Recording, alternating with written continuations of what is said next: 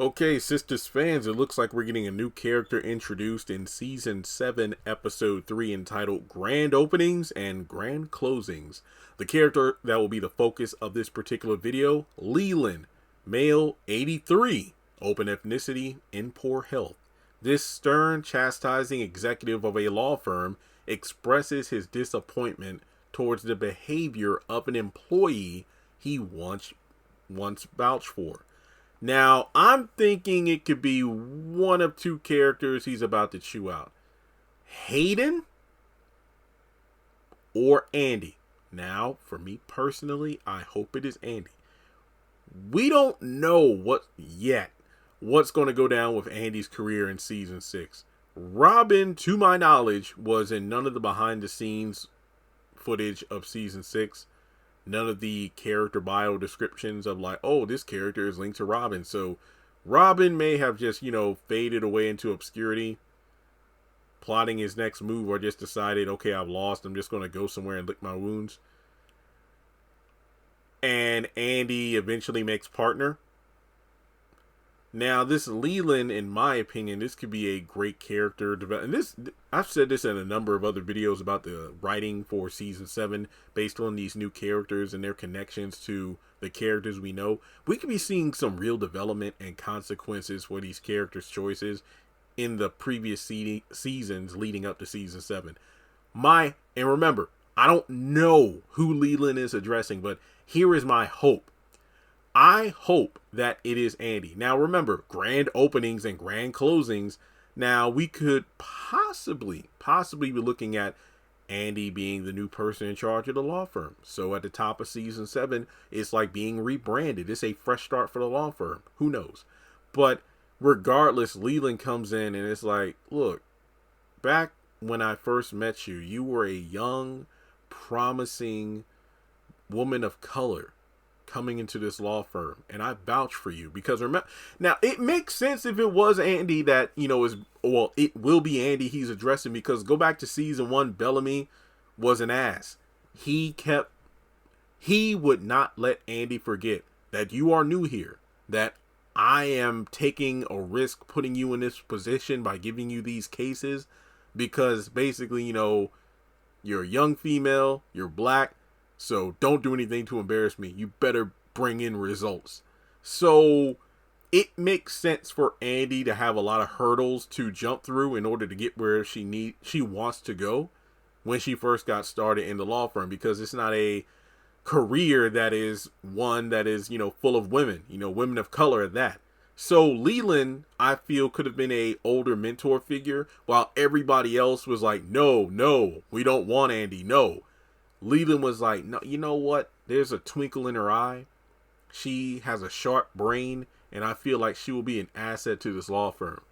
I'm thinking that Leland was not one of the guys that was present when they retired or stepped away from the law firm to give it, to Robin. What was it, in Season 4?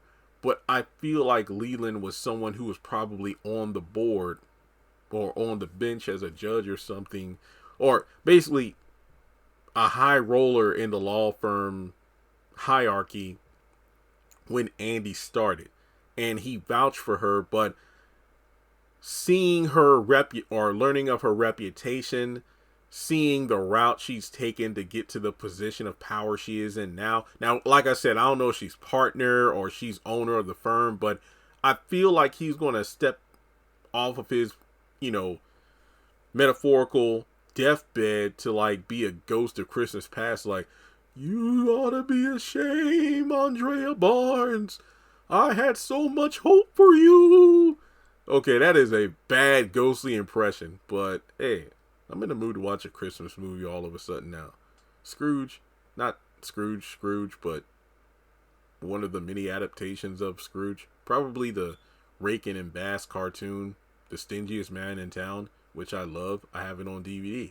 But yeah, I feel like this would be a great way to show Andi that even though career-wise you have made it up the ladder to the roof, the way you got there isn't commendable. And I've been saying that for years, like back in Season 2, where I'm like, wait, I did a video on this too. Recently where it's like Andy's telling Robin, I'm about to make partner, or did she say that to Gary or both of them? And I'm like, but you made partner in season 2. You know, after the whole Bellamy, Jasmine, Morris thing was all revealed, and you know, she got her new office and whatnot. She's sitting back, kicking her feet up, and I'm like, am I supposed to be happy for Andy?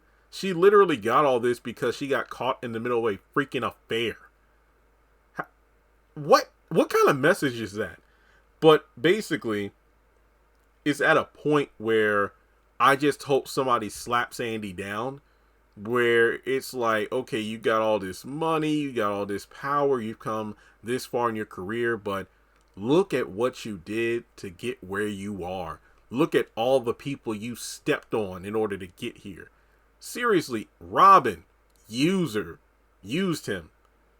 Gary, I mean, like I said, if she didn't get involved with Gary to begin with in that affair and then got caught up in the schemes of Morris, Bellamy, and Jasmine, she never would have gotten that promotion to partner.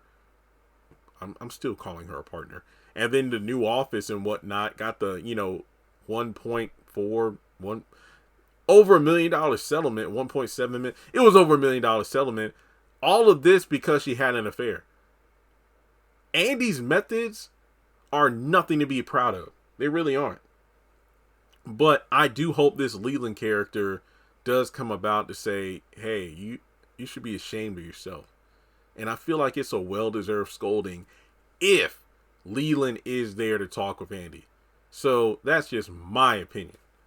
Not to crap on Andy, but to pretty much talk about the crap she's done to get to where she is and how it's nothing to be proud of. Now, granted, if you don't have a conscience, screw it. I'm rich.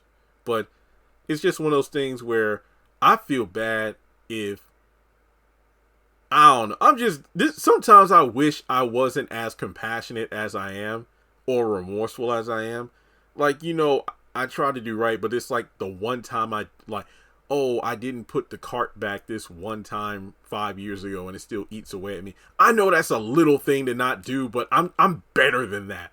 I was getting an Uber and I didn't have time to put the cart back at Walmart, so I put it, at the front on the sidewalk. And then as we were driving off, I saw the worker, walk to get in. I'm like, oh man. But I honestly did not have a choice. The Uber driver was in the parking zone where you can only be there for a few seconds, so I had no choice because I was too far away from the door because I had to go outside to meet him. I had a lot of groceries, but it's just one of those things where I have a conscience. So me doing something like Andy sleeping around to get to where I want to go, and my bank account is fat, but Jiminy Cricket is on my shoulder just telling me how bad I am as a person. But at the same time, it's like, but I'm wealthy though. I got everything I've always wanted, but at what cost?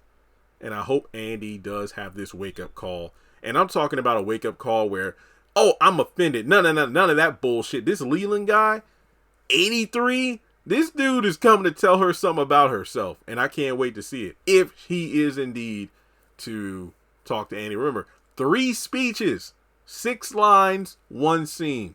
I feel like this Leland is going to tell Andy something that she's been needing to hear for quite a while. So, with that being said, let me know your thoughts in the comment section below. Like and subscribe, and I will catch you in the next one.